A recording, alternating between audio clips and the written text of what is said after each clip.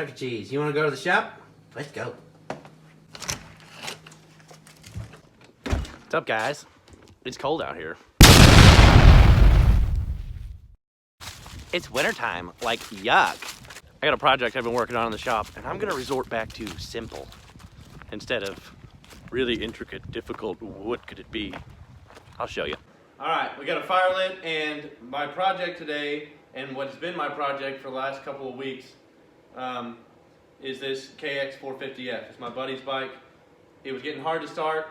All it needed was a valve adjustment. I completed the valve adjustment the way that it's supposed to be. Everything's in spec, everything's in time, and the bike doesn't want to start. It takes 70 to 100 kicks just to get it to start. And I've been thinking of all the most difficult ways and looking things up and trying to read forums, and there's like 6 million different reasons why this thing wouldn't run.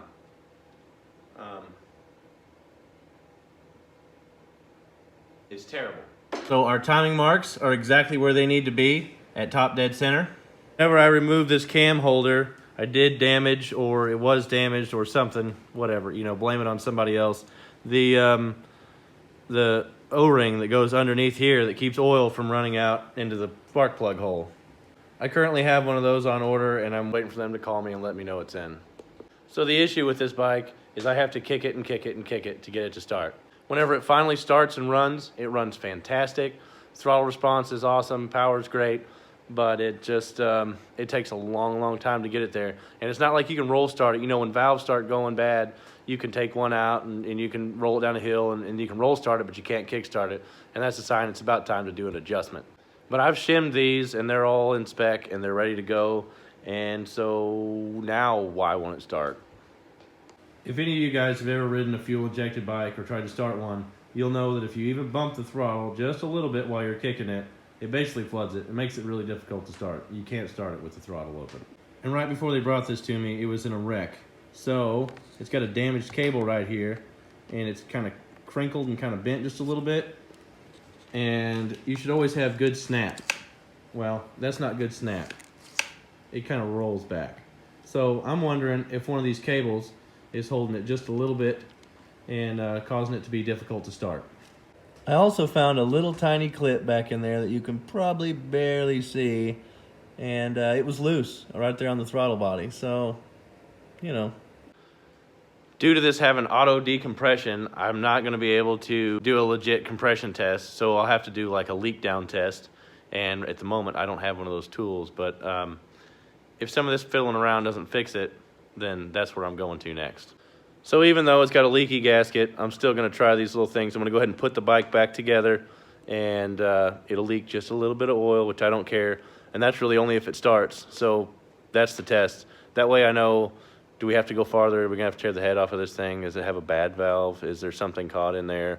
Is something electrical wrong? Is something tore up? Is there a little gremlin that lives in the air filter that...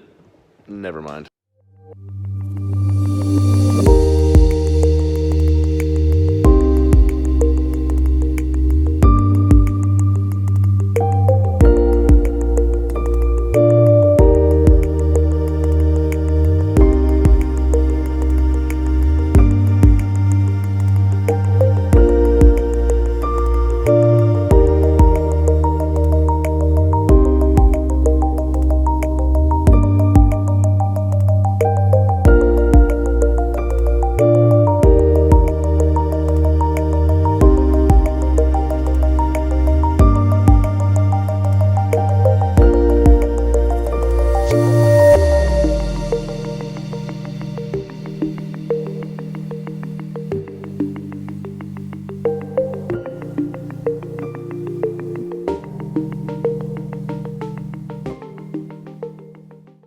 Alright, we got the bike back together, sort of. I'm not putting all the bolts in the fairings and everything because I'm pretty sure I'm just going to be taking it all back apart, but I just kind of want to give this a try.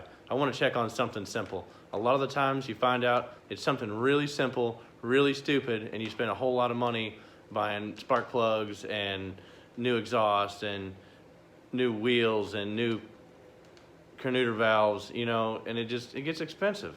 Plus, everybody knows if you'll take your carburetor valve, you'll chrome it, you'll paint it flat black, and then chrome it again.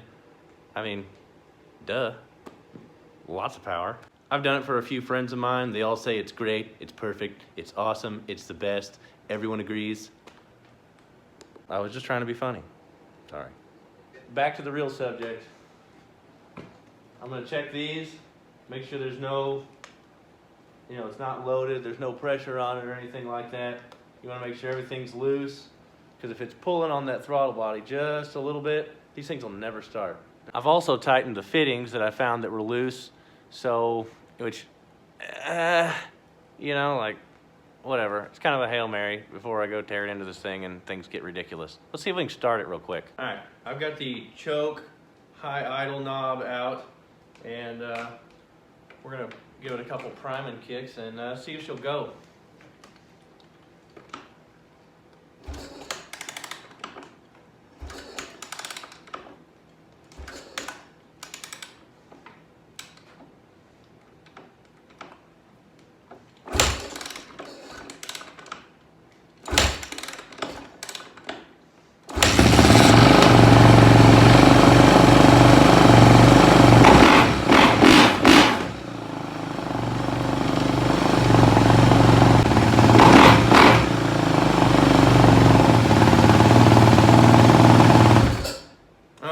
Well, I'm killing it because it's going to bleed oil out if I don't, but that's what we've been looking for.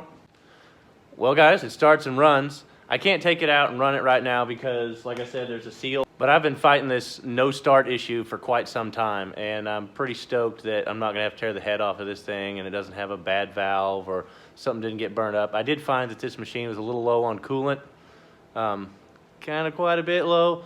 But the last time it was ridden was in a race, and it got really hot and it was steaming, and it got crashed, so all that makes a lot of sense.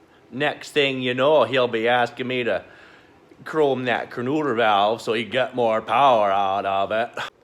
But on a serious note, if you'll just look at the simple things first sometimes, ain't got no gas in it. A lot of times you'll figure out it's really not that big a deal. And sometimes you'll find out you've got coolant in your oil making toothpaste in your gearbox. Somebody who will remain nameless over here did that last year. But honestly, when I call my buddy and give him the assessment, I'm gonna just let him know that your dirt bikes are supposed to be yellow. And that's probably what's wrong with it. It's green. And green's for tractors, Just not sure how they mixed that up. I mean, they made a lot of them. Well, now that it's finally warm in the shop, I guess I'm gonna go to the house and sit on my butt because I really don't have anything to do, and it's really cold outside. I could clean my shop, but who wants to do that? I'm gonna work on ordering my trusses.